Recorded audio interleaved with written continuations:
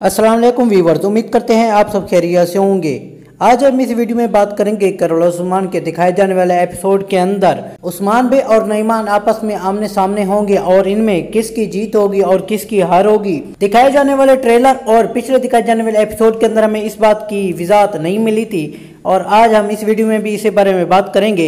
लेकिन उससे पहले हमारी आपसे गुजारिश है, अगर आप हमारे चैनल पर नए हैं तो हमारे चैनल को सब्सक्राइब जरूर कर दें। दोस्तों, पिछले दिखाए जाने वाले एपिसोड के अंदर हमने देखा था कि आखिर में उस्मान बे और नईमान आपस में आमने सामने आ जाते हैं और नईमान चुपके से उस्मान बे की आंखों में जहर भी फेंक देता है और उसके बाद उस्मान बे को मारने की कोशिश करता है, लेकिन वो नाकाम हो जाता है और अपनी फौज को उस्मान बे की फौज के सामने लड़ने के लिए भेज भी देता है और जिसके बाद इस ड्रामे का इख्तिताम हो जाता है।